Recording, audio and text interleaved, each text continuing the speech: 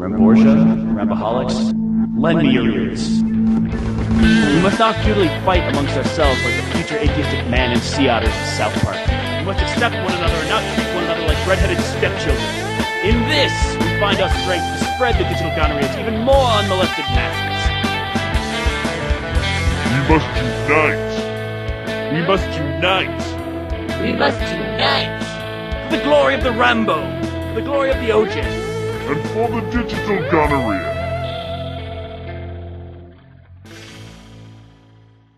Hola, bolsi amigos.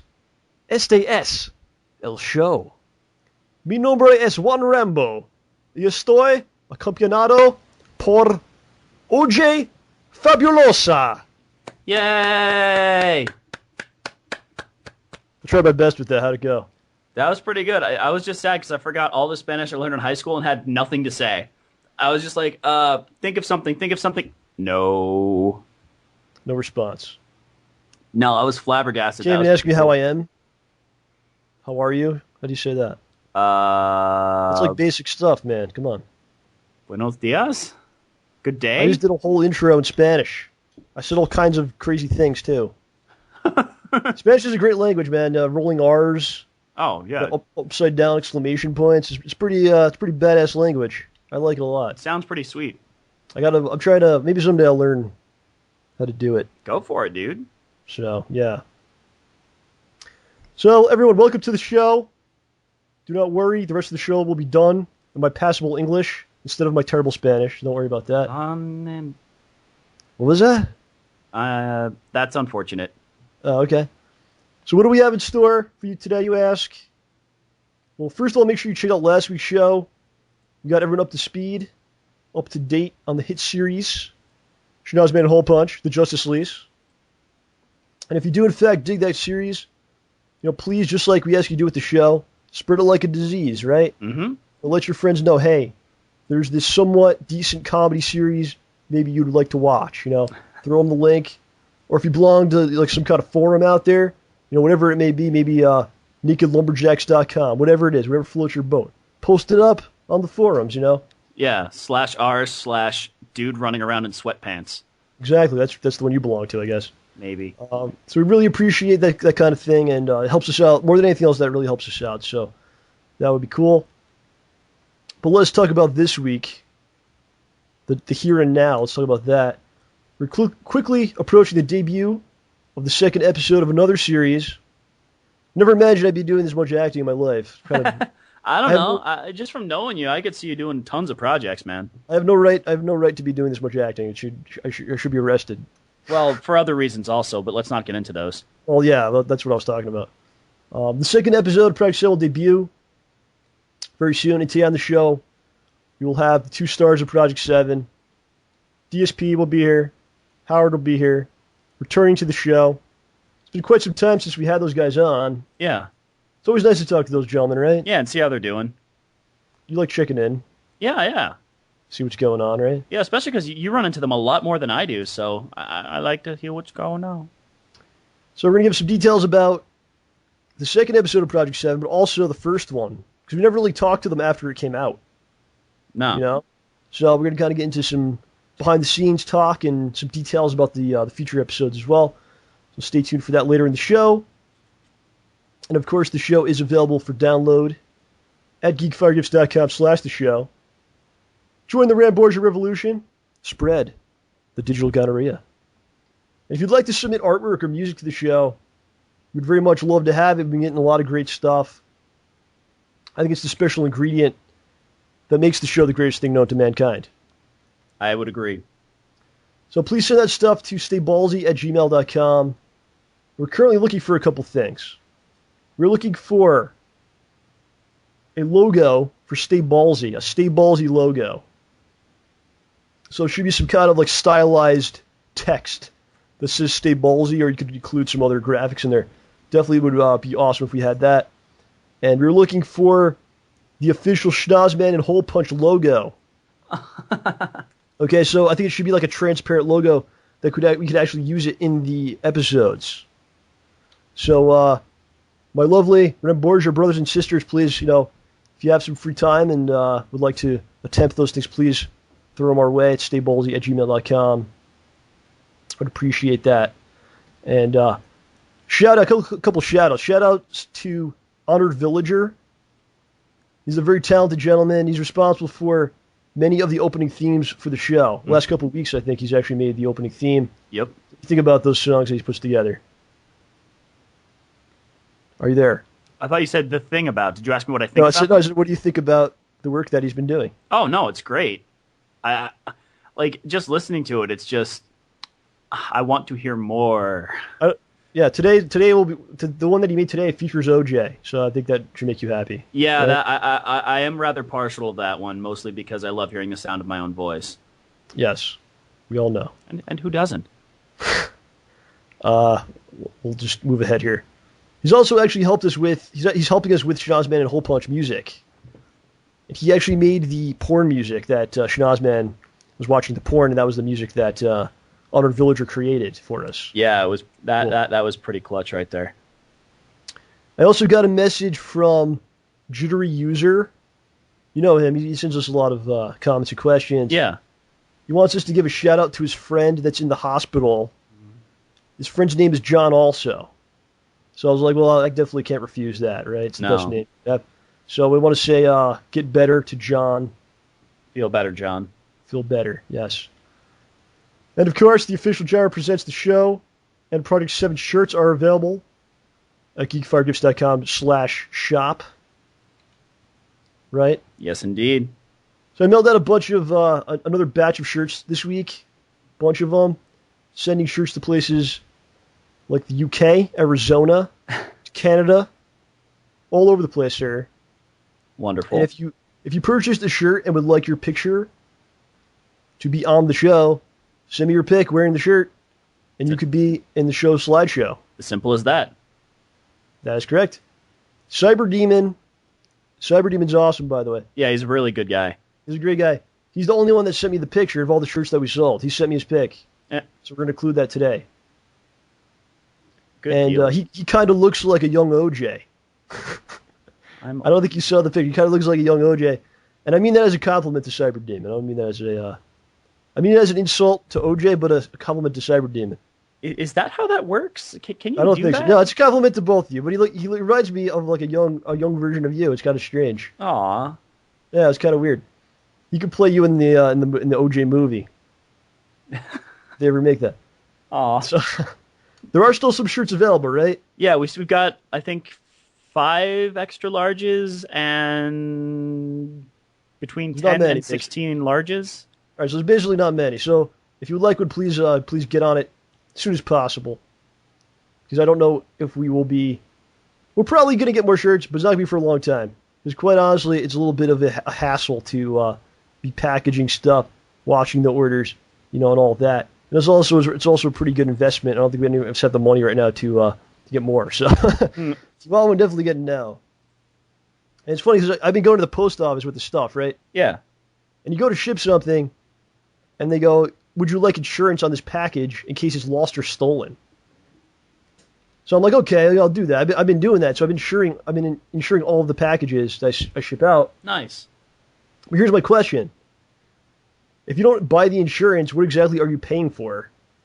Right? Not really paying them to deliver your package because they're not guaranteeing it will get there. You're paying them to attempt to deliver the package. That's what you're paying them for. Pretty much. It doesn't make any sense. Yeah, I didn't think of it that way. What other business is like that? That's like going to a restaurant. You pay them first, and then they try to make the food, and it may or may not ever come out. That's like what's like the insurance should be like part of the initial payment, right? Like if you buy something that's broken or doesn't work, you can then get your money back. And so if you ship something and it doesn't get there, then you should just get your money back, right? Yeah. But it doesn't work that way. Like if you don't buy the insurance and they don't deliver it, then you just lost money and you lost the package. Well, I mean, maybe your Xbox is going to die within the 30-day warranty period. Maybe it's not. I guess so, but there's some... you get what I'm saying, though. It's you're paying for a service. And it's not necessarily... like, and they're not guaranteeing that they will actually do it. Yeah. I'm trying to find another good analog to that. Yeah. It's not working. I mean, I'm getting cable TV, but that stuff goes out all the time. Yeah, but if it does go out consistently, you can call and complain. They'll like help you out on your bill. So are we actually saying the cable company is nicer than the post office in this? I think instance? so. Yeah, I'm pretty sure it is. Oh no! But you shouldn't really put down the post office on the air because. No, because they bring all. But honestly, it's a good deal, shipping that stuff. And so far, everything's gotten to where it needs to go. Yes. So I've been getting insurance because I don't trust them. So.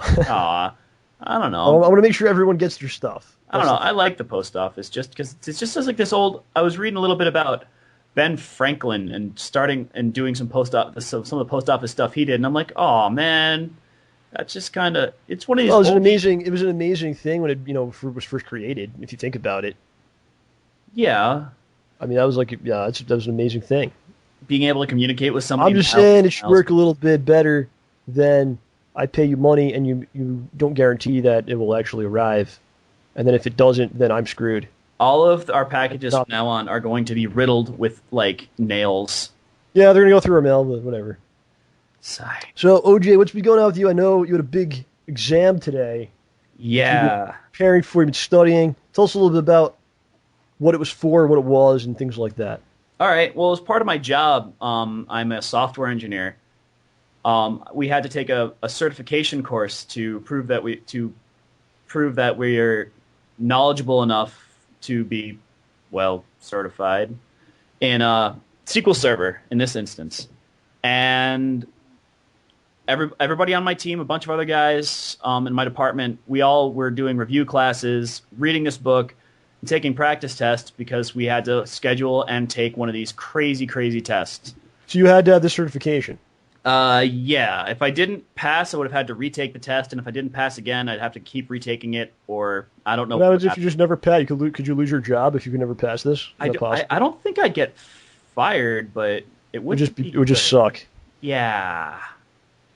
Okay. So I've been studying like crazy, over the past few days and weeks. So to everyone who I've kind of ignored a little bit on Twitter, I'm sorry. Thank you for the kind wishes, and I play Shadow in Twisted Metal, or at least I will once I unlock Shadow, because someone asked about a skin.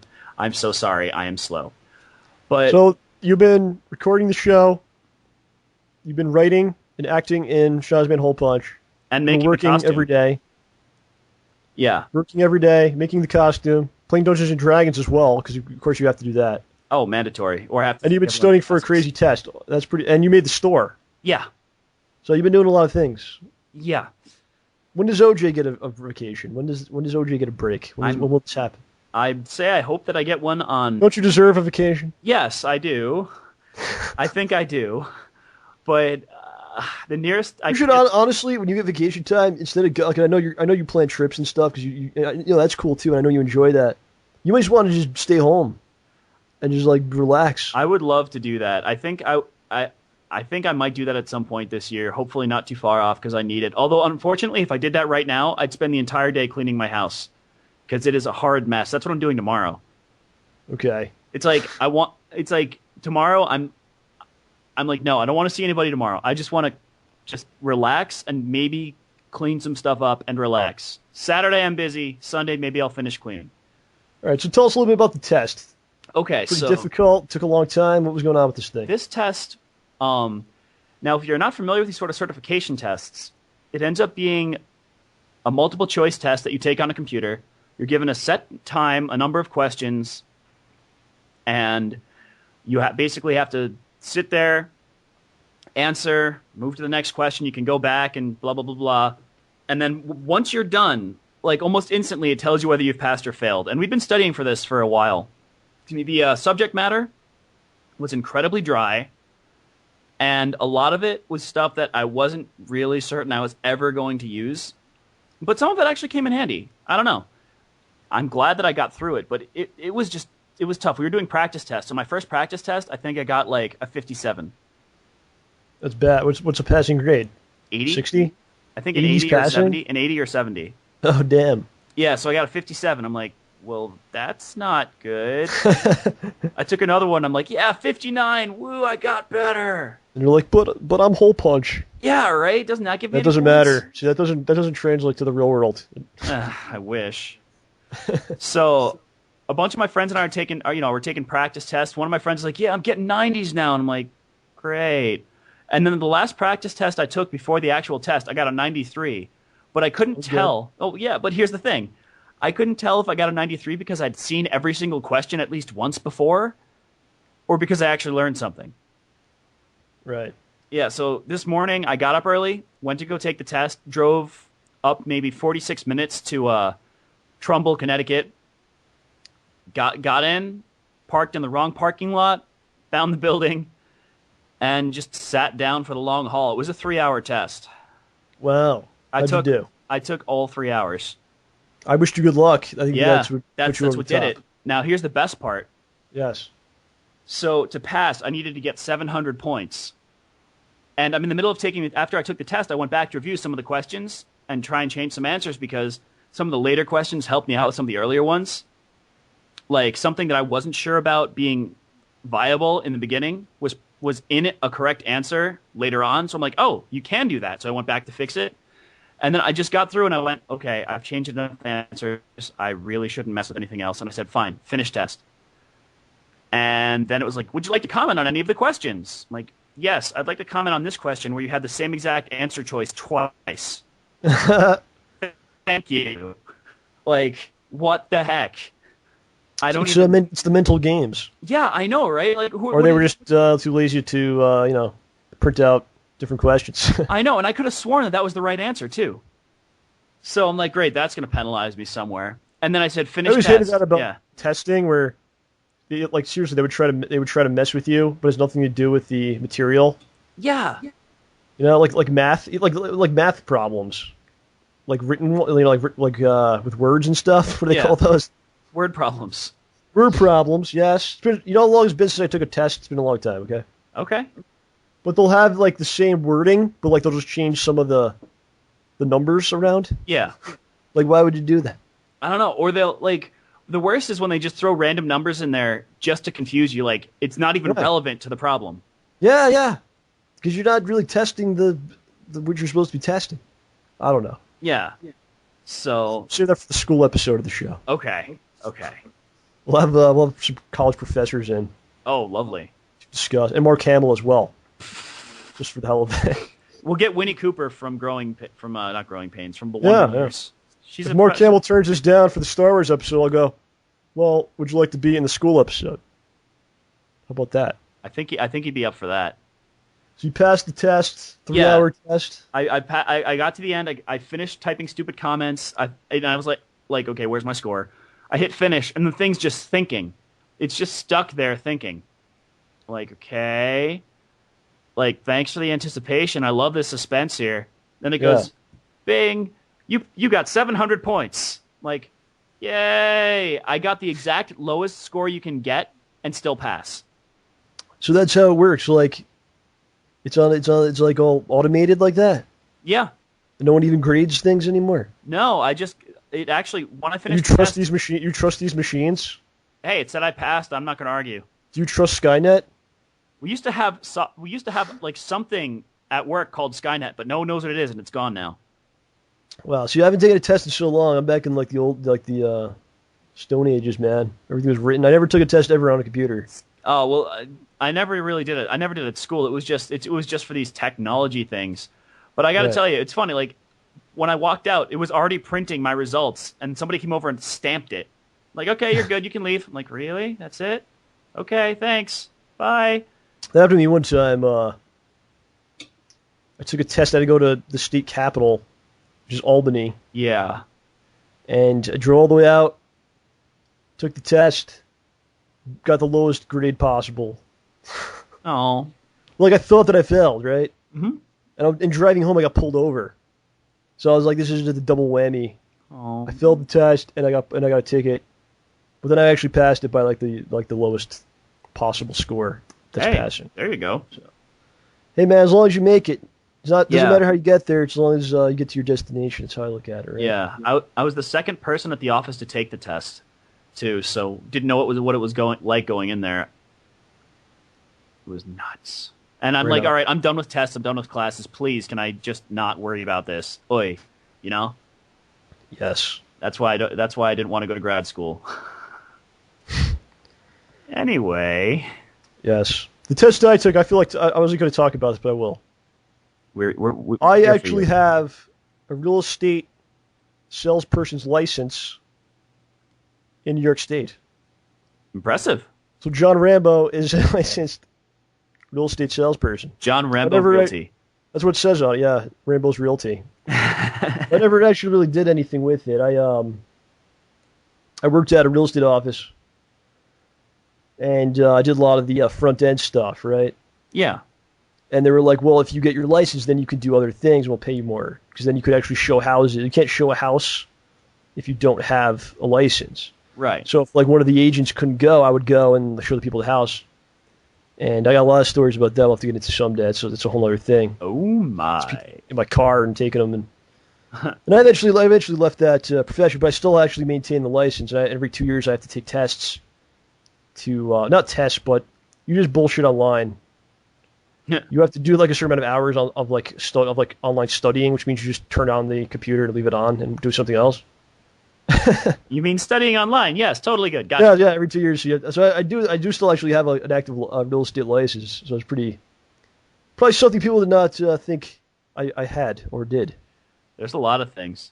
But I feel like I could share these things now with the Ramborgia. Yes. I will still not take my hat off, but I will tell you about my personal life. It's kind of an odd thing, right? Hey, give what you're willing to give, sir.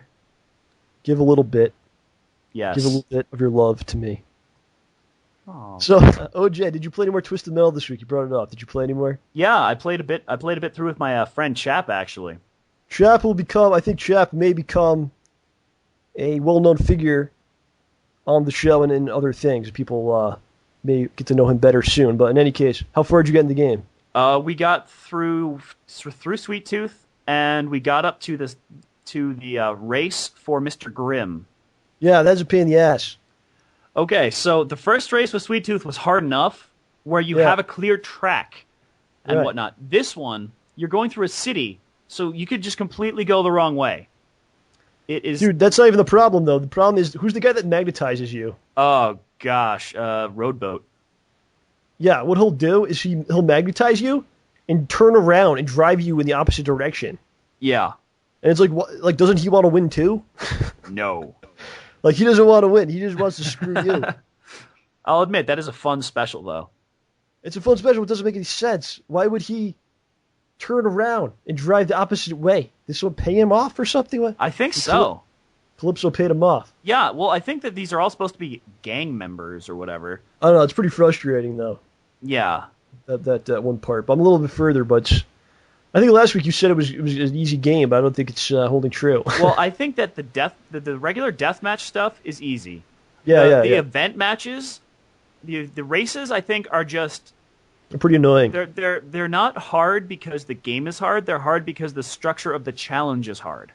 Right. Like, if you went back to Twisted Metal Black and you were trying to play on Drive-In, that stage was so small there was nowhere to hide. You had to have a perfect run-through to get, to survive, but...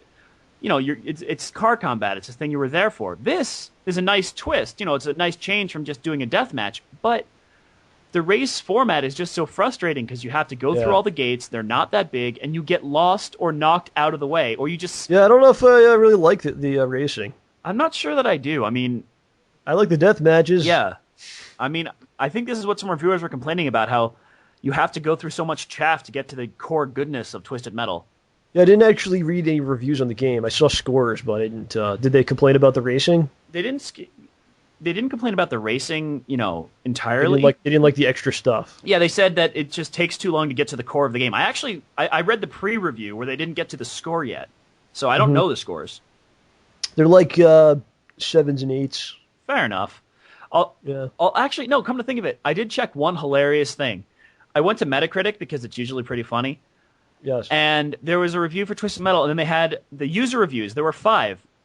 And one of the reviews was for a 1.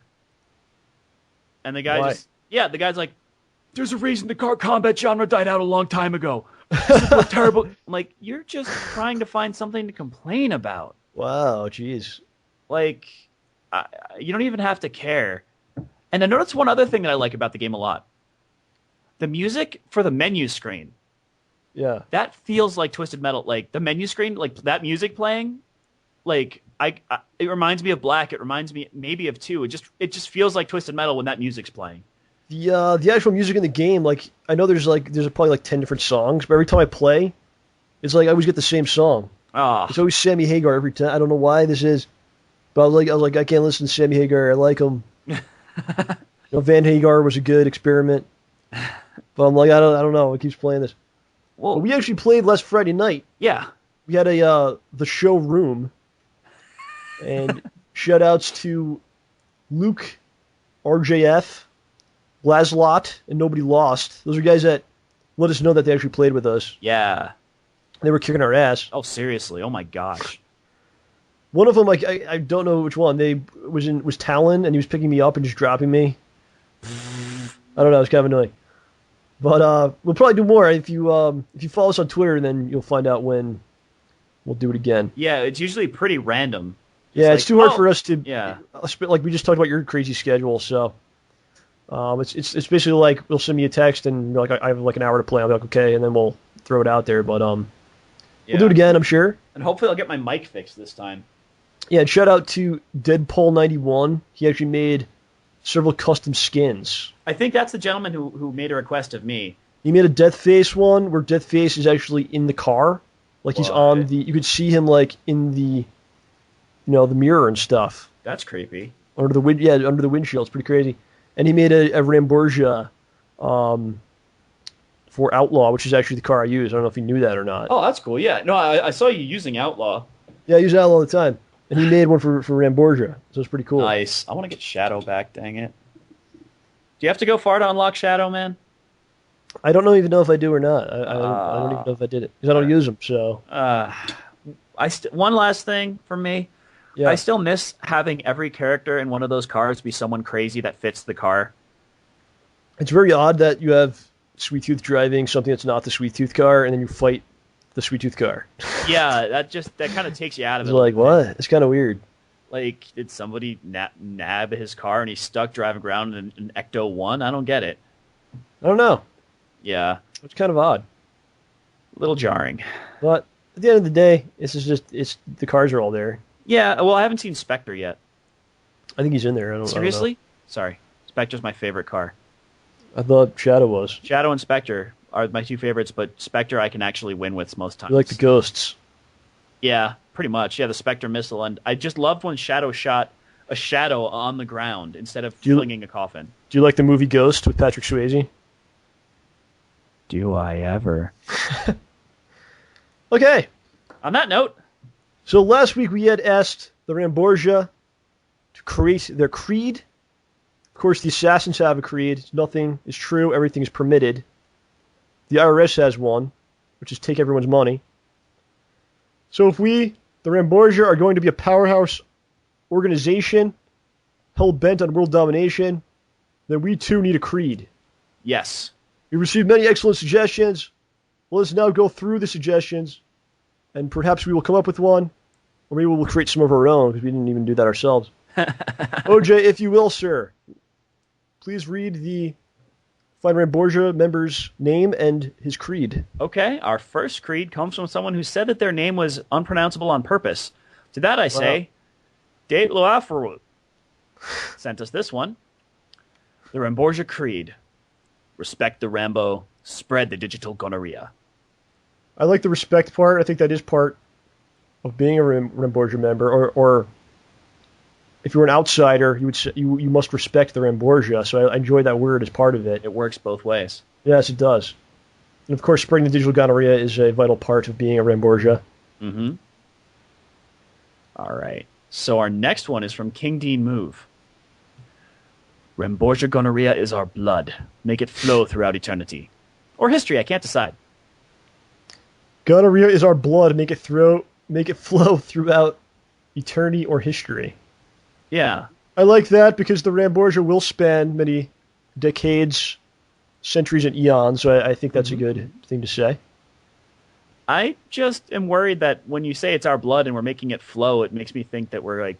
Yeah, the gonorrhea is our blood thing. I don't know about that. Well, I mean, the making it flow thing makes me think that we're chopping people's wrists off and bleeding all over the place. Well, we might have to do that. If it comes to that. If we're challenged. Shoddy, not me.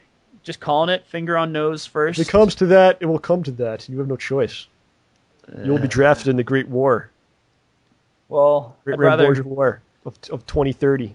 Oh, great. You heard it first here, folks. Yes. Okay, so before I get nauseated from all the blood thoughts, this next one is from XX Rue the Day XX. Ramborgia Creed.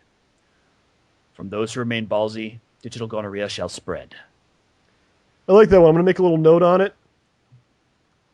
Because I think it is very good. Okay. I think that we might end up combining a couple of these, too. I think that's what's going to happen here. Let's see what happens. Because we've got a couple of nice single lines. Yeah. Oh, X Rue the Day actually... XX Rue the Day XX sent us two. Yes. Nothing is pulp free. Everything is ballsy.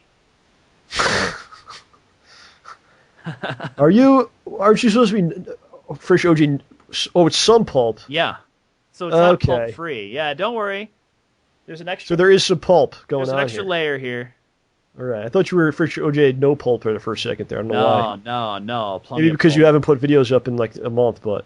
Well, I think we've already discussed one of the reasons why. Yeah. All right. All right. So, hey, we're back to D8 He's D810A4W, something like that. I think that's an L.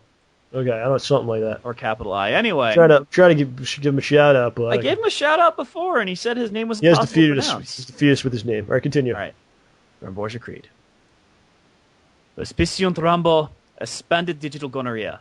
Also, OJ, my name is impossible to pronounce. That's why I picked it. Oh, wow. He did it just to screw with you. What do you think about that? Just to mess with you, he made that name. Well, Dietloafwa, you have troubled me for the last time, because I will just easily say Dietloafwa anytime I need to. Just call him Bob. That's his new name, Bob. I was going to call him... Every time we see his name, that's what we'll call him. Okay. You know what? That sounds good to me, Bob. Fine, he could be Bob Franklin. Okay.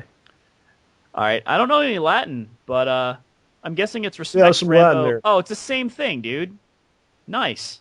He made a Latin version. Yeah. That's pretty cool. Very cool. Very creative.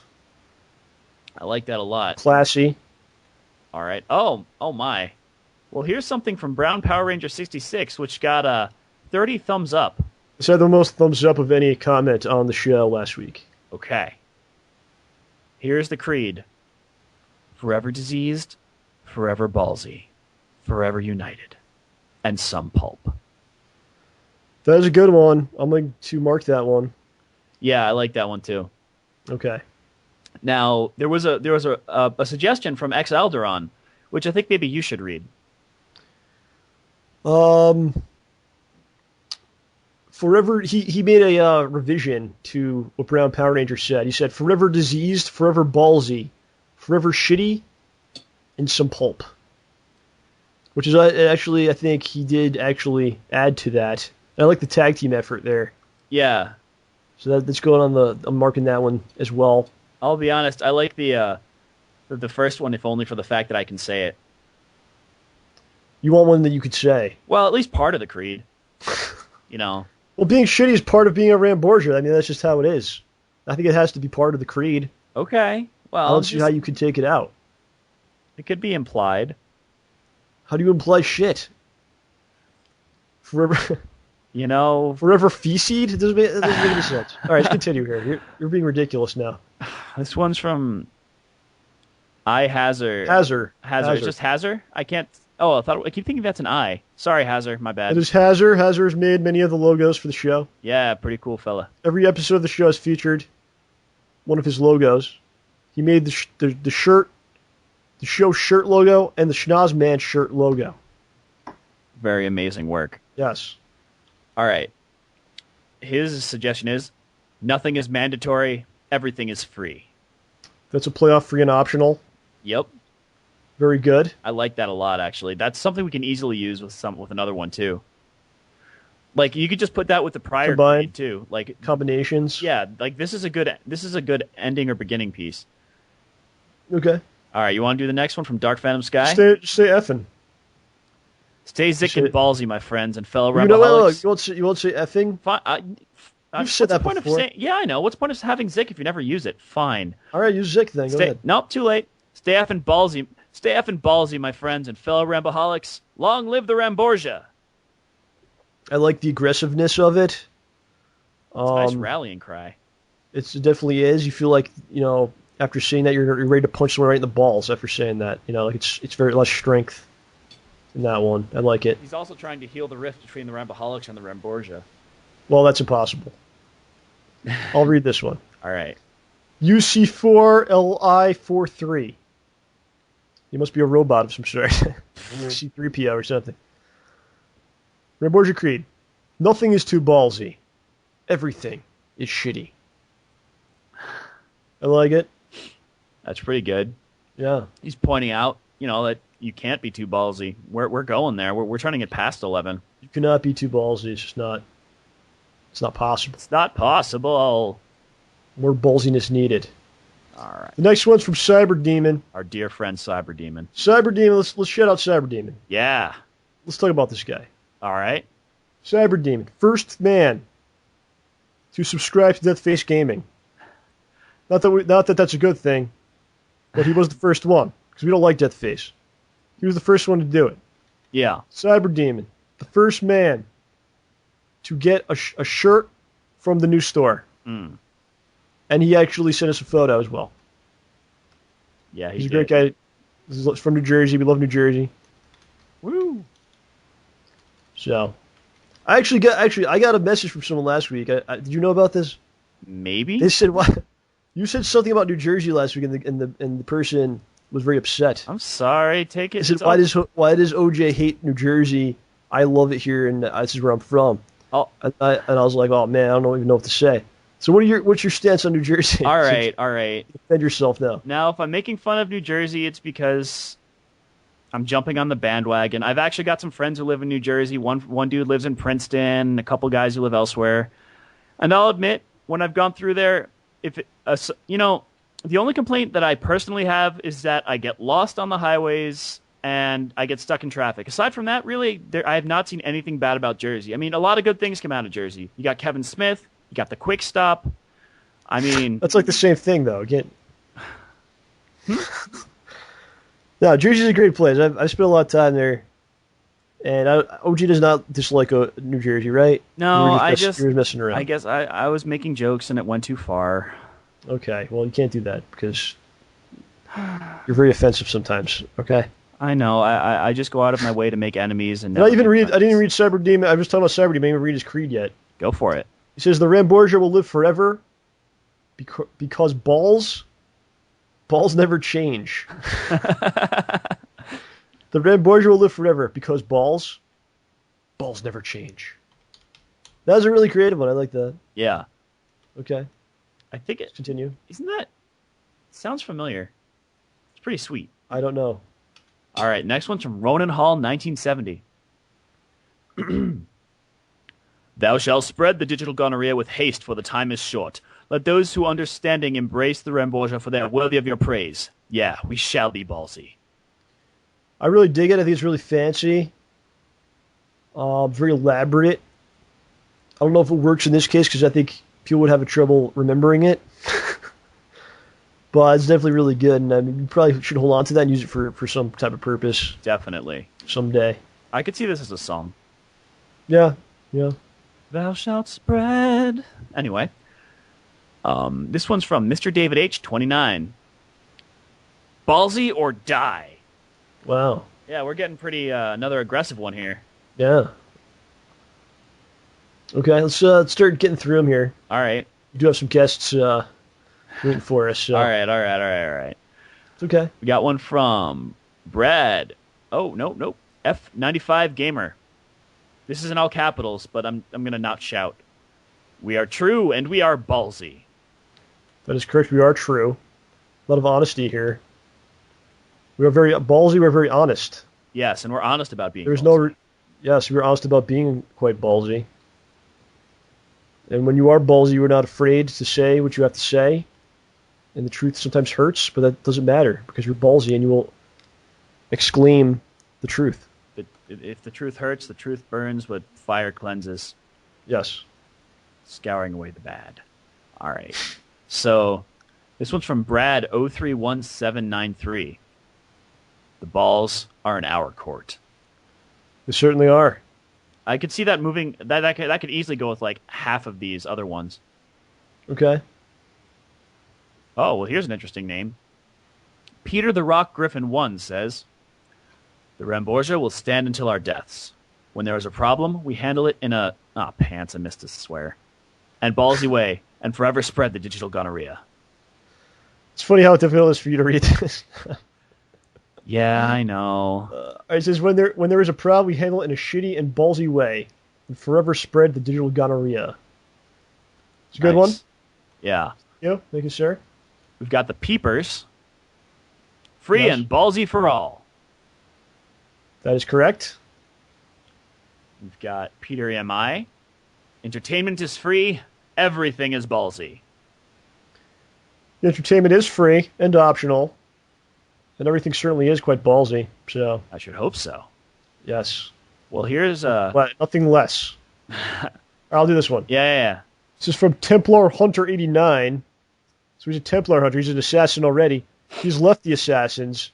He has instead joined the Ramborgia. Is that what's happened here? It's a very wise decision. And he hunts the Templars that are after the Ramborgias. Wait, the Templars The are Templars after don't us? like Ramborgia. Huh? Wait, the Templars are after us now? I think so, yeah. I gotta go find my swords. I'm pretty sure that's accurate. Great. It says, nothing is shit. Everything is ballsy. That's a good one. Like, that's really simple. I really like that. I'm going to hold on to that one, too. It's very nice and concise. Okay. Secret Agent Clunk says, we are Ramborgia. We are ballsy. That's great. Kind of hurt my throat on that last word there. Well, That was don't hurt great. yourself, buddy. Yeah, you want to do the next one from J-Wool 3? Yes, Jibble 3, the Ramborgia Creed. Nothing is pulpy. Everything ballsy and shit-filled. Well, I think we established that some things are pulpy, right? There is some pulp. Yeah. Okay. I guess this could be the Creed if you were fired. So I'll hold on to it in case I fire you. Thanks. Okay. I'm glad to hear that you're considering firing me. This is If lovely. I ever just ditch you and leave you alone on the side of the road, that'll be the Creed. There's nothing wrong with that. Let's continue here. Okay, so Furia Alba GOX says, sometimes you feel hard and wet, but, puts on sunglasses, you're just ballsy. Yeah! I can't do that yeah properly. No one can. You know the yeah. That's like the most unique one. I don't even know how to describe this. Because he has like actions involved. It's not like you just say something, you actually do something while you do the Creed. Yeah. No one else thought of. Yeah, although I think that yeah is supposed to be the Who yeah that they use for, because you know that he's putting on sunglasses. Yeah. That's still pretty sweet. Right. Very nice. How about you? You want to go for this one? Joe M 1234569. Let's talk about this dude. This dude sent me on Twitter. He sent me a picture, and you know in Shaw's made a hole punch. The last line is, "If you love evil, they're going to f your face." Right. Yep. This dude sends me a picture he drew of me effing a dude in the face. And it says, like, the dude it's actually a good drawing because, like, the way the guy's body is positioned, it spells out evil. But it was pretty crazy. I was like, wow, this is pretty intense right here. But I appreciate the work. It was good. Well done. It says, I'm sure you'd like to look at it. He's also the one who got mad that we made his name sexualized. But go on. The ultimate creed. Although Ramborgians shall remain ballsy, spread the disease, and F the face ferociously, we must remain honorable and protect our brothers and sisters. No face shall go uneffed, and no person will go uninfected. United in shit, one nation under balls, with gonorrhea and pulp for all. That is amazing. That is pretty incredible right there. It just blew my mind. I think it sounds like, although it sounds a little bit like by effing the face, we're infecting people. Yeah, that's not really what happens. Unless you count listening to the show as having your face effed. But your ears aren't quite in your face. I don't know. That is still amazing, though. The whole thing about spraying diseases by effing people's faces, it makes me kind of uncomfortable. But I think it's really great work. And if you took the picture that he made and put it next to this creed, you would have something pretty powerful right there. Wow. All right, let's keep going. All right, this one's from the Jquan22. Dishing out balls whether you would like some or not. And he says, okay, I know that sort of sucks. Ah. I don't think it sucks. I think it was good. Yeah, man.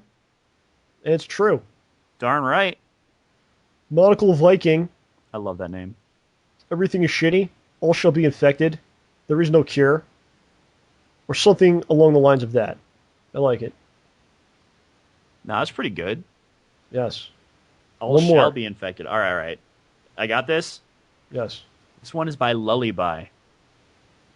Try to be happy, live life, and stay ballsy. That's good stuff, man. This is that's really also positive. That's also part of being a Ramborgia, a very positive outlook on things. Yeah. Don't let things stand in your way. It's actually a lifestyle. It's a lifestyle. I call it the stay ballsy lifestyle. The SBL. Yeah, that's what I call it. You go through life pushing, doing your best, never giving up. You know, keeping your head up high, saying what must be said, kicking some ass when ass needs to be kicked. Yeah. That's what it's all about, you know. Darn right. So before we kind of go through and pick one, do you have one of your own that you? Oh gosh. You don't have anything? I must confess, I did not write anything special for this one because I was freaking out over the test I thought I was going to fail. All right. Well, these are the ones that I just put stars next to. For those who remain ballsy, digital gonorrhea shall spread. Okay? Oh, I thought you meant to write a new one. I thought you meant... No, yeah, if you want to make a new one, because I have one that I like Oh, to. nice. And then we have the X-Alderon and Brown Power Ranger combination, which is forever diseased, forever ballsy, forever shitty, and some pulp. I like that one so much. And this one is nothing is shit, everything is ballsy. But I think that we say things are shit, but we mean it that it isn't. You know what I mean? Yeah. So I don't know if that would apply. The one that I like, that I kind of came up with, stay ballsy, stay shitty, spread the disease. That's pretty good. Just like real simple like that. Right?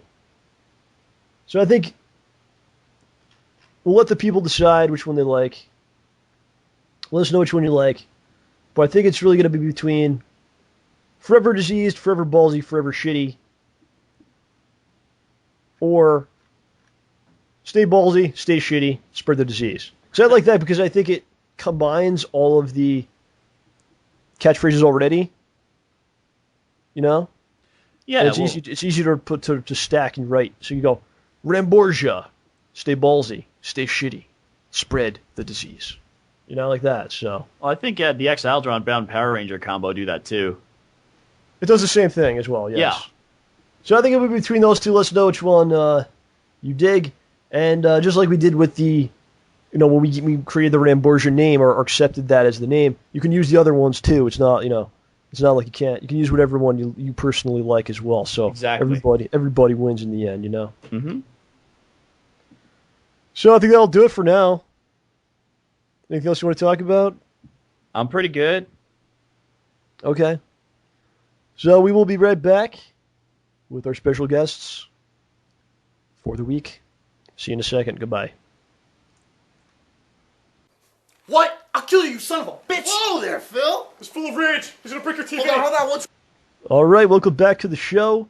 Our guests this week are the stars of the Project 7 web series, which we found at the DSP Gaming channel. Returning to the show, welcome everyone.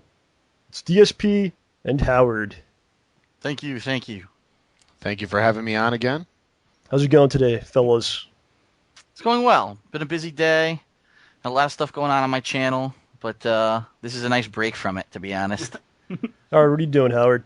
I'm on at Yahoo right now checking my mail. Oh wow! While you're doing an interview, Nice. it's pretty funny because before we started recording, we were talking. We all saw Project 7, Episode 2 for the first time today, and Howard has not actually watched it for whatever reason. And he's like, "Well, I'll watch it right now," but I'm like, "No, we got to record, so you can't." So Episode 2 of Project 7 will be debuting very soon. Do we have a set date yet? Since we now know it will be done in time, I figure right after any footage that we upload on Saturday, whatever co-op gameplay we do, it'll Right. probably be immediately following that, so therefore it'll probably be up like very, very early morning Sunday, Eastern Standard Time. So people are going to have to stay up all night waiting for this. That's right. They do it. That's It's worth it. excellent. So I want to talk about episode 2. Before we get there, I want to start at the beginning of this whole thing. So we've all known each other for a long time now. And when we first started hanging out all those years ago, we would, for the most part, get together and play games. We were heavy into fighting games, obviously. Mm-hmm. And then it turned more into like doing game playthroughs for YouTube over the last couple of years. And now we're actually all writing and acting in a web series. So how would you guys describe this wild ride we've been on? And did you ever think we'd be going down this road that we're currently at? No, I mean, when I started writing Project 7 in, 2010? I don't even remember now, but 2010. I never thought it was going to actually be something that I would put serious time into. I thought it was going to be like a little joke series I would do and just see how people reacted. And now the fact that we have the contacts and the resources to make it what it's becoming, I mean, it's blowing my mind, but it's really fun at the same time. What about you, Howie? Did you ever think we were back playing Street Fighter, that someday we'd be basically making movies? You ever think that was... No, I don't know. I always thought that we would be doing playthroughs. I never really thought that, this kind of we would get this kind of exposure. Just from Phil's thing. But like I said, as it's funny how things play themselves out, and meeting these guys, or for you guys to meet these guys, and how they become like almost like a cog to everything that's been coming to fruition in the last couple of months. I would have never thought. Personally, I would have just kept playing Street Fighter and just called it a day. So You got to keep pushing, man. I would like to say, as of today, episode 1, the pilot episode of Project 7 has hit 186,000 views. Nice. And within only like 2.5 days, the trailer for episode 2 has hit almost 70,000 views. So It's pretty crazy. there's some crazy anticipation for episode 2 right now. wow. So last fall, we decided that we would all be working with Respect the Pact on some kind of project. And then we were kind of throwing ideas out there, and we suggested that maybe we should make it Project 7. So, Phil, were you hesitant to bring back Project 7 at all? Did you have doubts on whether it could work or not? Well, honestly, if you remember, it wasn't even my idea. It was your guys' idea to do Project 7 originally. You had said it to me in that first meeting. Yeah. And Well, I was annoyed like, because I would always get messages from people, where's Project 7? I wasn't even involved in that. So I'm like, let's just get this done. Yeah, I mean, did I ever think I was going to bring it back in this capacity? Absolutely not, but simply because so many things had changed since I had originally done this series in 2010. Here I was on YouTube making money just playing games. I didn't think... Number one, I never thought I would make money making videos to begin with, but I never thought that I would have the means to do what we're doing with the editing and the filmmaking and all the equipment. I don't have any of that know-how, so never did I dream that this was going to, come to fruition. And I don't know, it's kind of surreal that this little rinky-dink series, that never really was really meant to be anything but like a joke and a diversion for me this one week when I was really bored and there was no new games, is now going to turn into this big popular web series. It's pretty crazy. Yeah, there's definitely a lot of comedy in just that fact, I think, alone. It's like very funny, What about you, Howie? Did you have any doubts on whether Project 7 could come back after 2 years and we could pull it off? No, I think from introducing you guys to Respect the Pact, I thought from the beginning that it would have worked out. But again, we can't do anything without Phil's blessing. So I know, I sensed when we first pitched him the idea that he was a bit reluctant to this whole thing of bringing it back, since when you do look at it, it was pretty amateurish. The whole series. Wow.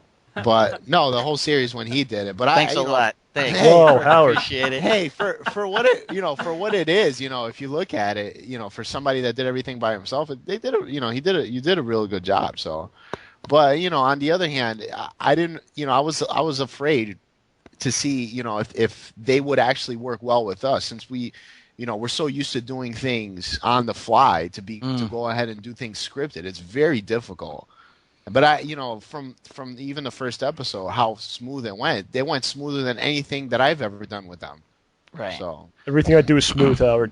You should know that. I think my number one concern with doing Project 7 instead of a totally new project was it had nothing to do with working with respect to Pact. It was more of Project 7's a 2-year-old thing. I have a lot of new fans over the past year and a half. Is anyone even going to know what the heck this is supposed to be? Right. And not having that immediate recognition of, what the hell is Project 7? And actually, that's what happened. When we first did the trailers or whatever for episode 1, I got a lot of feedback of, what the hell is Project 7? What are you talking about? And that's What why is this? That's why I actually ended up doing that FAQ video, of explaining what it is, what's the background. And I actually re-released the original 3 Project 7 videos on my DSP gaming channel so that a whole new audience would see them. Right, yeah, I think we're still getting a little bit of that, but I think as we get, people are still trying to figure out where we're going with this and what it is, and I think you will find out as you watch. Oh, they will know after episode 2, that's for sure. Yes. Mm-hmm. So in episode 1, the first scene we shot was actually Phil on the couch, resuming the last place we saw him in the original Project 7.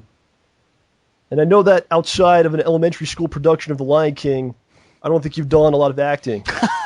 So what's it been like for you? Guys, I'll start with Phil, but what's it been like for you to be under the lights and acting now, doing acting? I don't really think I'm acting. I think I'm just like saying lines, random stuff. I am not a good actor, I know that, but I think that adds to the camp value of the series that, we're not a group of professionally trained actors trying to do something that's going to go on TV or in the movies. This is just a silly, fun web series, and that's what it's meant to be. So it's not anything new. I'm used to being in front of a camera, being that I have about 20,000 videos on YouTube right now. But it is a little bit different having to remember lines and having to try to convey a certain emotion in a certain situation. I'm sure we'll get better at it over time. Right now, I openly admit I suck at it. But it's pretty difficult at times. It's kind of annoying to be like, I have to remember this, and right, and repeat yourself. Right. So what about you, Howard? I know you worked with Respect to Pact a lot before this series ever started, but this is like that you're definitely doing a lot more dialogue with us. So what's it been like for you? It's been a learning experience. I guess like I said before, I've learned a lot about myself. I learned a lot about you guys. How well we work together. But overall, I think the largest hurdle for me, I have to agree with Phil, is learning. Is remembering lines. I have a really bad memory, a really bad short-term memory. So for me to try to look over something and try to remember is it's like a huge hassle for me. So I got to start hitting that ginkgo biloba like I was telling you guys before. Oh wow, look at this guy. Yeah, so I think that's a good point, because when you really think about the kind of comedy that we typically do when we're playing games or we're even doing like a video of us on the road, that's all impromptu stuff. That's not anything that we write out ahead of time or we plan. When we're doing video game playthroughs, we don't write jokes for the game before we start playing the game. Yeah, that would suck off terribly. Oh, that would well, there's people who do it, and I'm not going to name names, but there are some popular YouTube channels of gamers who you can tell it's scripted, and they were just waiting for the perfect time to launch this joke when they're playing a game. I personally disagree with that kind of comedy. I think if you're going to do something that's like a playthrough, you should be doing it on the fly. But yeah, having to now memorize lines and try to remember specific things that you want to say in a certain area, it's a lot different from what we're used to doing. Yeah. Do you guys feel like you're improving with the acting now that you've done 2 episodes? You think it's getting a little easier now, a little bit better? Remembering lines, yes, but I think my acting actually has gotten worse.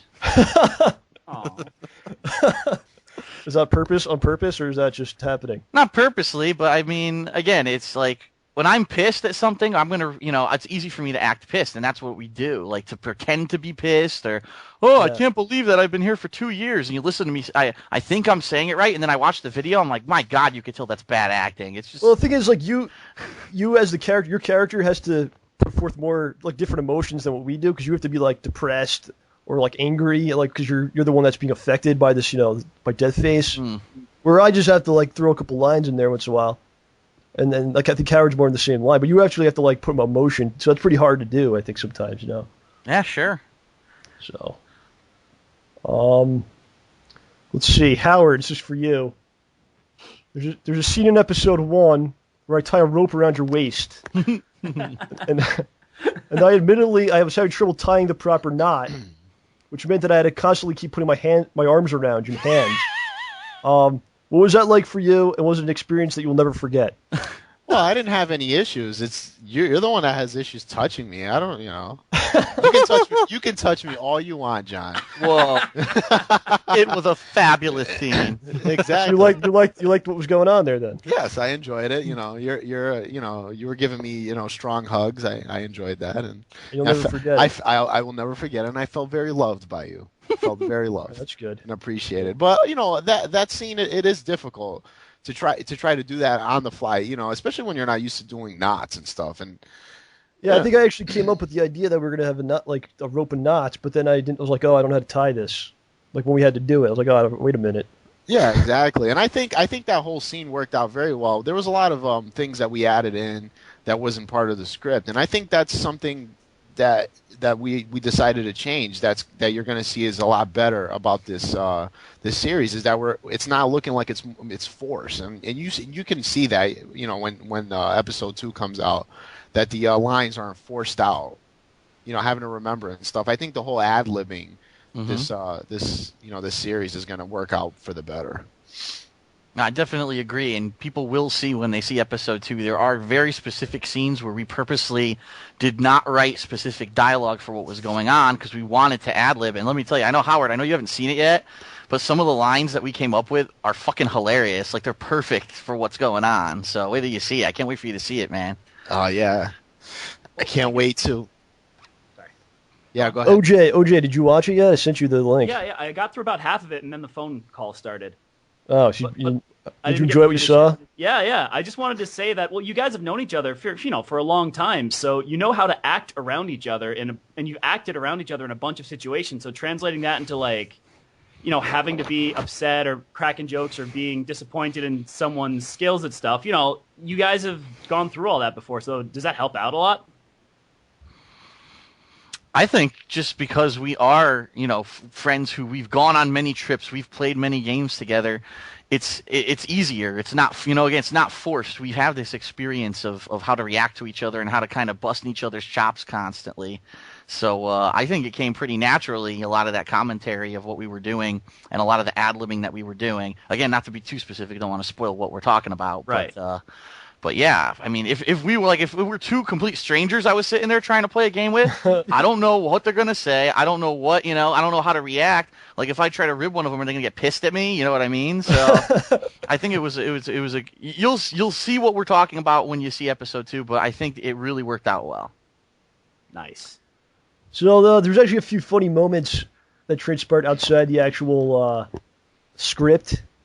Or the actual filming. I think we should do a better job of capturing the behind-the-scenes stuff too. Yeah, that is something I regret because we're all acting, and obviously Respect the Pact is busy filming and doing that. There's really no one there to capture the behind-the-scenes stuff, which is a little bit frustrating. You almost need to have someone just do that. Right. Someone come in to do that. Right. I know Howard. Before we film scenes, Howard likes to say something strange to us. I don't know why. Any examples for us here? Yeah, what do you say, Howard? Come on. There was a scene where we're on the couch. Excuse me, we're on the couch. I forgot what the scene was about, but I always have to point something out.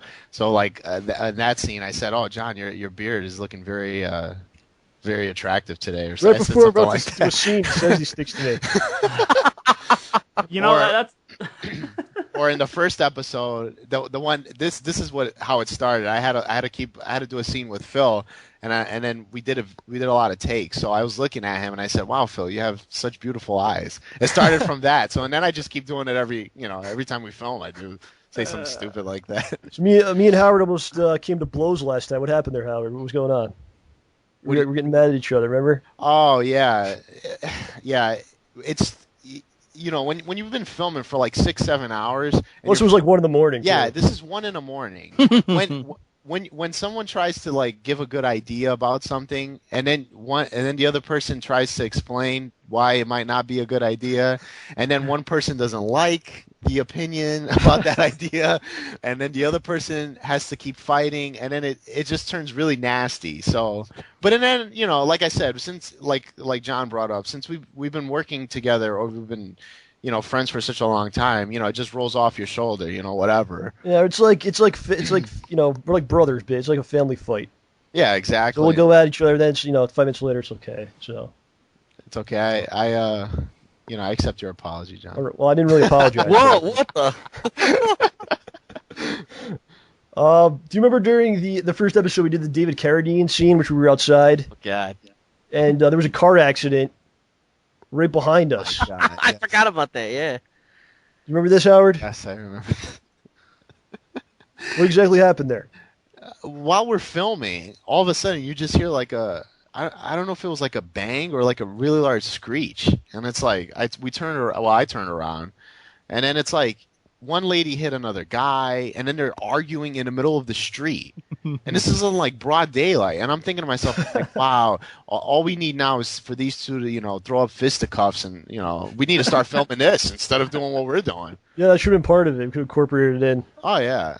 It's especially in the kind of area. I don't live in a bad area, but even though I don't live in a bad area, there's still a lot of things that happen, and it's like sometimes it's impossible to film around here. Like that first episode. How many times did we have to stop for the freaking kid in the backyard asking us what's going on? Right. Dude, it was like 10 What's going minutes. on? Yeah, What 10 you guys minutes. doing? Yeah, exactly. 10 minutes of this kid, what are you doing? What are you doing? I want to be in a movie. And then, couple that with, fire trucks like rolling down the street, howling. And it's hard, man. It's really hard. I think last time your neighbor was playing music. Oh my God. What about when we were banging on the door and then like the guy inside was like, "What's going on out there?" Oh yeah, he didn't even. I forgot to tell him that we were filming something, and it's it did sound like we're trying to knock the door down. Oh yeah, I was headbutting it. So, Yeah, well, John, John's a strong guy. He has been hitting the gym, so. Right. Yeah. I think this is a good point to bring up, is to understand we are not trained professionals. This is not a Hollywood production. We don't have, roped off private sets where, we can do whatever we want. We're filming in real world locations and anything can happen. I mean, I was just waiting for the cops to show up after that car accident and then basically ruin our shoot that day because you have sirens all day and people yelling and shit in the middle of the street. I was like, oh God, here it comes. Oh, it happens often too, where we hear sirens and then we have to hold on for 5 minutes and then wait for the the drive by or whatever. Oh yeah, and then one of the things that I think this is something that we should bring up is with these kind of this whole series that we're doing, I'm pretty sure it's going to inspire people to do a similar series or their own series or whatever. The only kind of advice that I can give is that if you decide to film in a public place, do not use prop guns. I cannot stress this enough. I'm being serious, man. That's asking for the police to show up. And especially with all this, this whole thing with 9/11, terrorist attacks and stuff like that, you will get arrested. Nice. I can't stress this enough. That would be really. I was about to say it'd be funny, but it wouldn't be funny. But it'd be something. It'd be a story to tell if we all got arrested filming this thing at some point. God. That would be an excellent deleted scene for the DVD right there. Us going away in handcuffs. Well, we think there'll be a delay in the release of episode 4. We would just blame Andre and Paul. Be like they're the ones that made us do this. They forced us into it. So how would you guys describe what it's like to work with Andre and Paul, Respect the Pact, and what would you say about the quality work that they put out?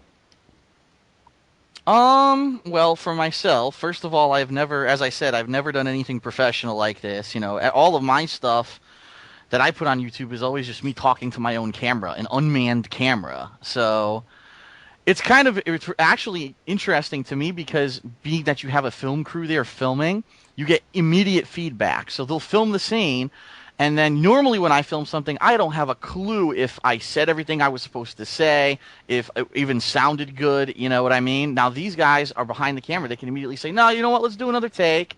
Let's do it again. Let's see if we can do it a little bit better, say it a little bit slower, whatever. And that's really interesting to be able to get that instant feedback because I don't get that. But the quality of the guys were. I was very surprised, first of all, that they had the amount of equipment that they have. I mean, let's face it, giant boom lights and a green screen effects, and they have several different cameras that they use. I was really impressed with the level of professionalism of the filming of the episodes, but then also just the quality of their post-production and the fact that they can, keep in mind these guys, this is not, they have full-time jobs, you know what I mean? Right. Project 7 is not what they're working, this is not their occupation. They're not getting paid to do this necessarily as like in place of a job. So they're trying to find time in their personal lives to do this, and just the fact that they can pump out that final edited episode within, say, 2 weeks of us wrapping is pretty impressive. So I have nothing but positive things to say about those guys. They're doing a really good job. I mean, and also when they're really open to feedback. As soon as, like, for example, we just got the first screener of episode 2 last night, and we took a look at it, and they immediately said, "Gee, we're totally open to changes. What do you think?" And I was like, "Wow, some filmmakers would be like, well, listen, we have creative control because we did the post edit, so we know what we're doing. How dare you question us or say that something else should be in there that's not in there?" But these guys are the complete opposite, So I actually watched. I said, "Oh, that's right. We actually forgot to do this. We forgot to put in this one little musical quip or whatever." I sent it back, and supposedly later tonight we're going to get another version of it that's probably going to be a little bit better, and that's awesome to have that interactivity and the ability to get that kind of response from your editing guys. Yeah, even when we're actually doing the filming, they're very open to now all of a sudden we're experts because we did like an episode, right? But we're like, we suggest things. They're very like, oh, okay, we'll try it like that or like this, It's good stuff. And the other thing we have to say is they are very patient because, especially with episode 2. We started filming late, and that's mostly my fault. We started filming late, and we were basically making up some scenes on the fly because of certain things that didn't come together in time. So here we are, they think we're just going to go scene to scene to scene. Next thing you know, oh, well, here's a new scene where we have to do this, and we adjust this scene to do this, and they're very open to that. They're not, no, what are you talking about? We're on a schedule here or whatever. They're very flexible, and that's a very good thing to be, in my opinion. Yeah, it's pretty amazing how this all worked out so well with these guys. How they just kind of all of a sudden, like it was basically like Howard one day is like, yeah, I know these guys and they make great movies. I'm like, okay, and then like it's just perfect, works perfectly. They're great to work with, and they're great guys too. So it's pretty crazy. You anything to say about Respect the Pact, Howard? From the beginning, I always knew that they with the kind of equipment that they have and their overall professionalism, that it would work with us. It was just that I didn't, I was a little skeptical at first because of the kind of nature, not the nature. They're not used to the way we work. So for them to, like I said, for them to work with us, and it works hand in hand too, because you figure, we have some changes to the script, and they actually film it, and then they give their feedback as to, hey, maybe we should do it like this, and stuff like that. And, both them and us, I'm actually pretty surprised that the dynamic and how well it's working. So you didn't think we were going to get along? No, not that we're going to get along or not, but it was just like, it's difficult. We're very spontaneous in the kind of videos that we do, and for them to have that structured way of doing things. And I see what you're saying. Yeah, and on the other hand too, they were actually pretty surprised for me after talking with them after filming the first episode. They were actually pretty surprised at how professional we were, because they automatically thought, oh, everything's going to be done spontaneously, but they didn't think that we were going to come up with a script, a storyboard, go through the whole nine. And that's what I think they were overall surprised. They learned a lot from us as well, because you figure I'm so used to filming with them. Everything that we do when I film with them is very spontaneous. It's on the fly, like we're figuring something out. We're filming. Oh, today we're gonna film, whatever. And it's like, okay, so I guess we're not going in with a script. I don't know what the hell I'm gonna say. I'm just coming up with these lines, off the top of my head, and hopefully they work out. And I think overall, like that, the last, especially, you can actually see this with the last episode, this episode 2, is that, it's a very long episode, and we were managed to film it in like 7 hours. I think the way that we do things could best be described as controlled chaos. Yes. Because we're very good at like setting stuff up and everything, but like Phil said, we improv a lot, so it's, but we're good at like meeting deadlines and doing things like that, I think, but. Yeah, exactly. And personally, I knew Phil was very organized, but I never knew he was organized at this level. You know, very systematic and very monotonizing everything. And you know, I was Phil, why are you so organized, Phil? yeah. Because I was trained to be that way. I actually went to professional training courses at my previous job for continuous improvement and how to lead and how to do business meetings. So that's actually spilling over a lot into our writing meetings, our storyboard meetings. I mean, you see how I take giant Post-it papers and when I write out this storyboard stuff, that comes directly from my business training background. So, you know, it's funny that, you know, you go to get training for this a helicopter company, and then it ends up becoming a web series about video games. Well, if you're self-employed, you have to be disciplined, or you're not going to make money. So that's right. That is true. That. It is not easy to get up every day and put myself through 8 hours of gaming, especially if it's a game that I don't like. It takes a lot of discipline to put my ass on that couch and play that game when I could just do whatever the hell I want. Right. It's a lot of creative thought too goes into things and how to make things work and stuff like that. And when you have a 9 to 5, sometimes depending on what your job is, you can kind of show up and zone out a little bit or take a couple of mental days off. But if you're self-employed, you can't do that. So, so Howard, we never got to hear from you after MagFest. So what was it like for you to go to your first convention, meet the people, and all that stuff? What was it like for you? You can actually see it in the few videos that I did with you. You know, I was very excited. You know, even from the minute that we got there, and it was mainly not due to the convention itself, but it was because of meeting the fans. You know, like that kid that we met that was playing in that StarCraft tournament. You know, I gave him some pointers. You know, especially from us being so seasoned veterans in tournament play, to try to for him to be not to be so nervous and stuff like that. But it was just like, it was very, very nice to meet all these fans and people knowing my name and stuff. And I would have never thought that I would have gotten to where I'm at now before. I would have never dreamed of this. And I got to see a lot of the people that we play ST with showed up, and to see them. I haven't seen Ganelon in like a year and a half. So to see him and Mars. Well, it's not necessarily a bad thing. Dude. Oh my God. John, come on, man. We're friends. We're friends. Man, dude. Joking. And the other listen to the show. It's okay. And the other thing too is like that whole booth with the old school games. To actually see one of those special gold Nintendo floppy disks. I've never seen one in person. So, are you looking to go to any more conventions with us, or what? I'm hoping. If my finances allow me to. Hey, John, what conventions are coming up that we should go to? Because you know all about this. I think PAX East is in. Well, that's not happening. Let's not speak of PAX East. What else is there? Next up, gosh, the only other one I really pay attention to is Otakon, and that's an anime convention. Gaming conventions, oh dear, I don't know when the next big gaming convention is either. Well, the next one that I'm aware of, and this is funny that the timing of this, okay? Too Many Games this year is actually in June, and this morning the director emailed me and asked me if we were coming back this year, to which I responded and said, absolutely. We had a very successful panel at MagFest. I don't see any reason why we wouldn't want to do the same kind of thing at their event, and he's offered to put us officially on the guest list. Nice. And possibly get us into a couple VIP events that are going to be there. So, what do they have? What's a VIP event? I'm actually not supposed to say. He told me not to tell anyone what it is. So. Okay. You tell me off the air, I guess, or you can't tell me. Oh, no, I could tell you off the air. I'm just not supposed to be public knowledge yet, but it's basically something going to happen that should draw a lot of people to Too Many Games this year, and so I think it's going to be fun, and I think it's definitely that's the first thing I can see on our agenda, and then maybe in July we can try to get in Kineticon and actually get them to respond to an email this time and see if we can get a panel there, because I was really disappointed last year. I really wanted to get in there, and they just never responded, and that was like, what are you kidding? At least tell me no. Don't have the courtesy to respond. Right.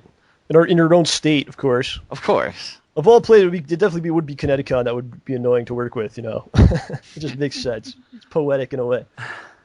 So episode 2 of Project 7 is coming shortly. Phil and I watched it today. Howard has not watched it. I guess he's not watching. I don't know. So what should people expect to see in this episode besides the bad acting? What should people expect to see? Okay, well, especially in episode 2, what you're going to start to see is basically like the outline of the series. You're going to start to understand the structure of how the series is going to work. For example, in episode 1, a lot of people were asking, well, why is it called Project 7? Is it just going to be Phil playing games? Is it going to be them just doing skits? What is the structure of this series? That's very confusing. I understand that the pilot was only 7 minutes long. We were just basically trying to explain how this series can come to be after 2 years of, being on the shell.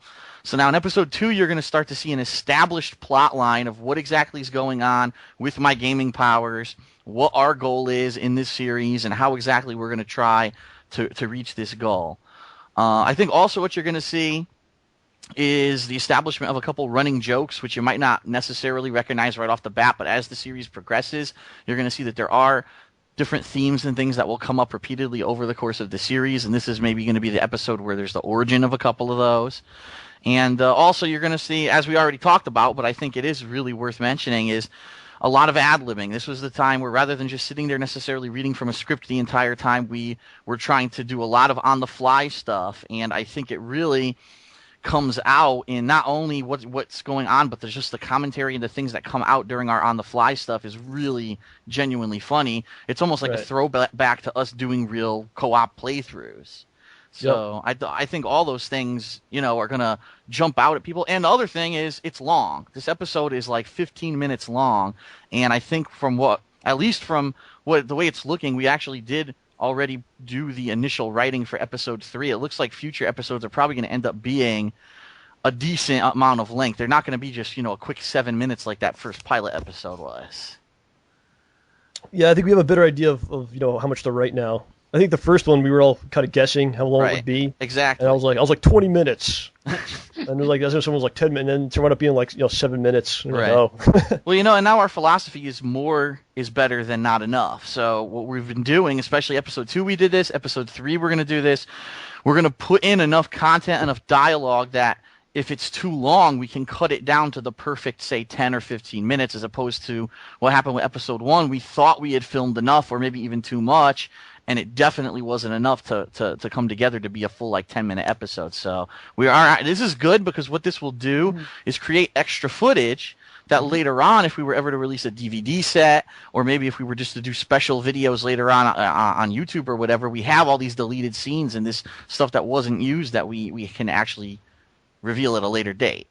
Right. People love I'm pretty proud of the fact that we write it out and then we actually show up to film it, and then we wind up, coming up with a lot of new ideas. We're good at thinking on our feet and coming up with stuff, and I think that's something that not everyone has. I think so. I'm pretty proud of that fact. Yeah, I mean, just think about in episode 2, and we won't reveal obviously what the scene is, but there was a particular scene that we had to rewrite twice on the fly because one person who was supposed to be there didn't show up, and then another person who was going to help us out disappeared, and we couldn't find them. Just think about that. Oh, I'm gonna do this part. 2 hours later, we don't know where the person is. They've vanished from the film site, and we don't know where they are. It's pretty crazy. So, pretty excited. It's coming out this weekend. Howard, while you're here, actually, I know we make a lot of jokes about you never uploading videos to your YouTube channel. I don't know if people realize this or not, but you actually play a lot. You stream a lot on your Twitch.tv channel. So tell us what you've been doing on there. Been doing this past week. I did Call of Duty with my nephew, a little Battlefield, did Saints Row, and then I've been doing Skyrim a lot, some Street Fighter 4, some Marvel 3, and I just wanted to put it out there that 2012, I dubbed this the road to 2012 since there's a lot of tournaments for ST coming up. So, I'm getting the shiver in my bones, as I like to call it. So we're going to start playing again starting Sunday. Oh, yeah? This Sunday. I don't even know what's the actual date. Should figure that out, dude. I think it's the 26th, yeah. Yeah. It's February 26th, between 1 and 3 p.m., ST will begin again. Got a full house, the usuals. Fred Nahoho's coming down. Fernando the Real Decoy. And then I guess Damien's trying to bring a couple of his friends too. So hopefully, they show up. And you too, John. Rambo. Oh, yeah? Yeah.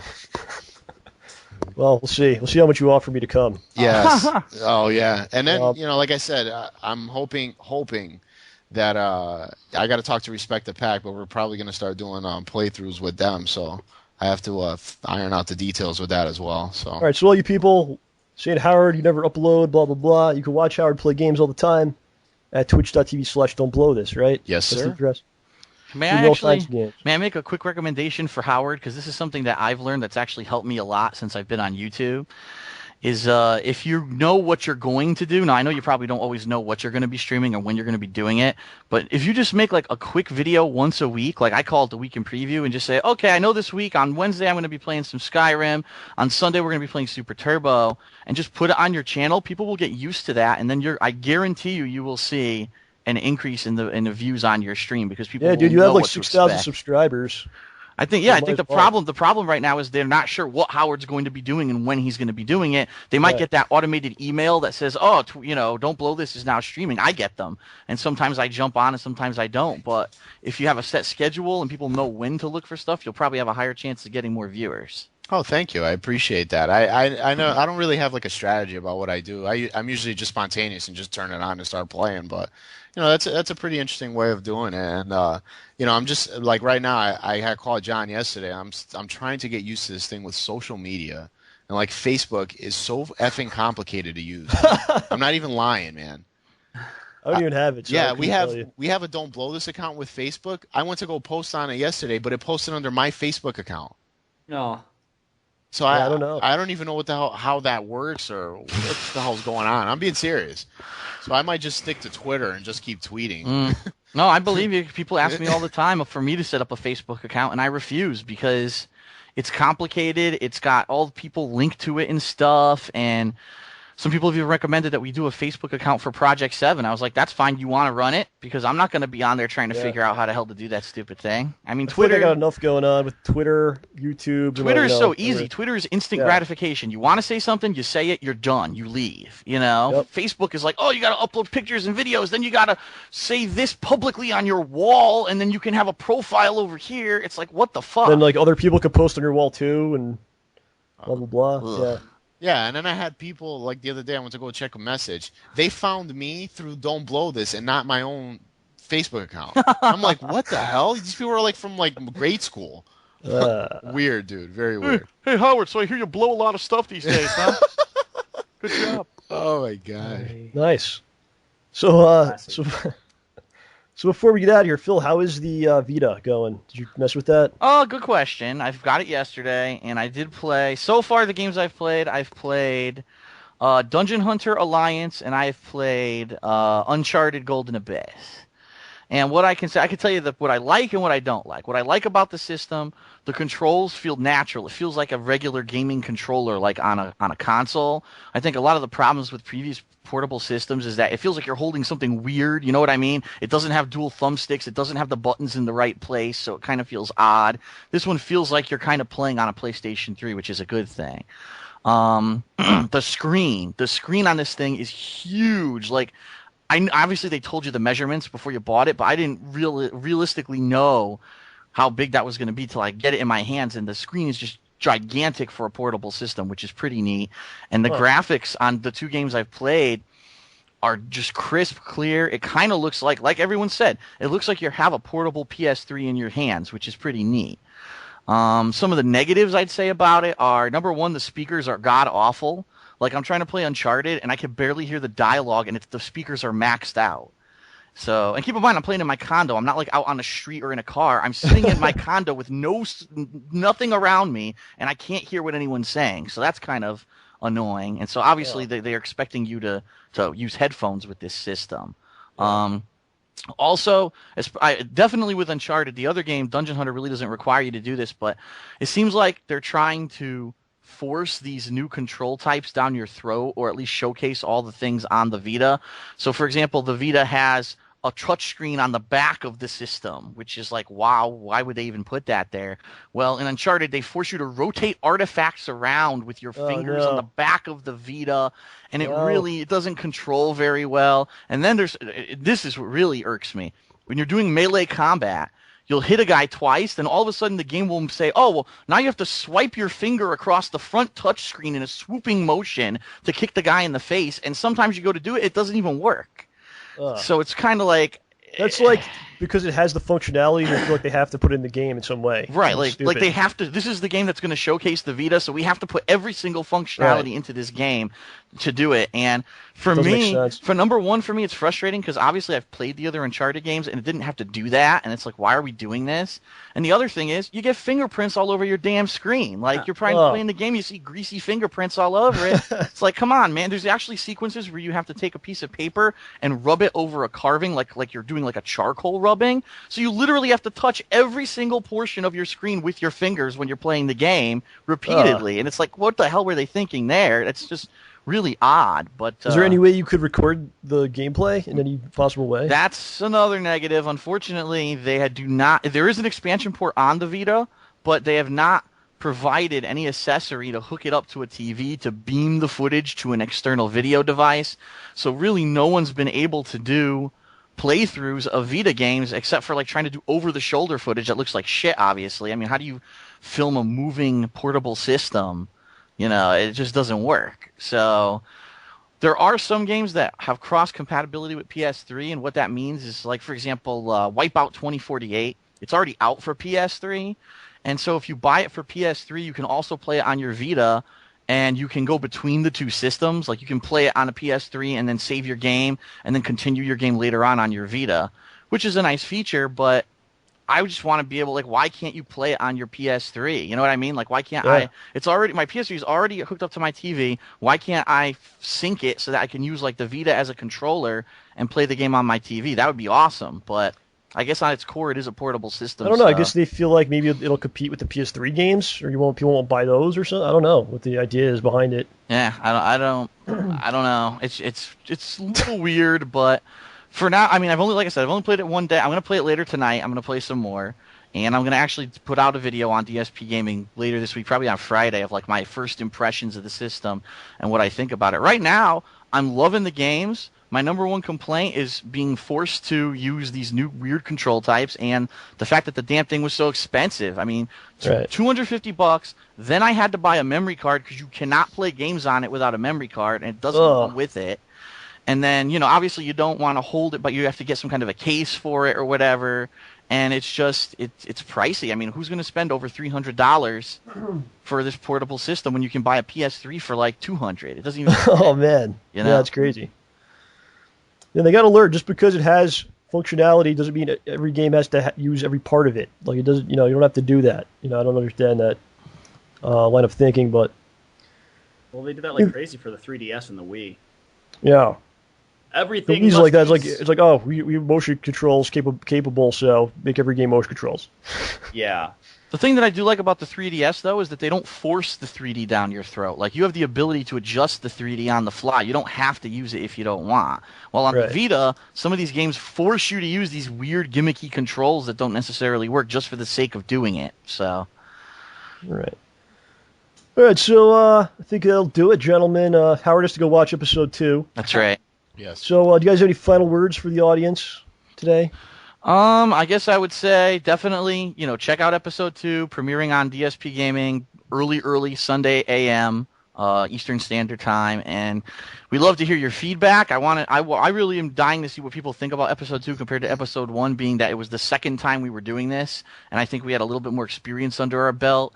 I'm sure they'll give you their feedback. They always do. And I'm sure no matter what, we'll be told it's too long, it's too short. You guys weren't funny. You guys are too good of acting. You guys suck at acting. The effects were too good. The effects weren't good enough. So Howard is the best. Howard is the worst. Yeah. Howard was the best. John was the best. Phil sucks. Phil's the best. And you're like, how am I supposed to tell anything from these comments? Like, it's part of the fun. It's part of the fun, though, as you know. But all right, guys. Oh, Howard, what's your final words? I'm sorry. Yeah, I'm with Phil on that one. I kind of want to see, hear what the feedback is, but at the same time, I don't. I'm really, just reading all those, those comments, tend to be daunting and makes no sense sometimes. So, but on the other hand, if you can, just tune in on Sunday actually at between 1 and 3 p.m. Twitch.tv/Don't Blow This. And on the chat, let me know what you think of the video, and please participate and enjoy what we're showing, I guess. All right, that's that. So Project 7, early Sunday morning. Stay up all night and check it out. Someone just fart? What was that? No, that was Phil burping. Oh, okay, I'm sorry. So, we're still on the air. Excuse me. yeah, we're still going here. I'm in the didn't shut bathroom. off Sorry. So stay up all night and watch it, or get up early Sunday and get some brunch or whatever and check out the episode. So That's right. Watch it. That'll do it. Multiple times. Multiple watches, yes. Okay. Show it to the whole family. They all want to see it. So that'll do it. The show will be back next week with another guest. For Howard, for DSP, for OJ, this is John signing off. Thank you for listening to John Rambo Presents, the best in free and optional Diarrhea. You're a jerk.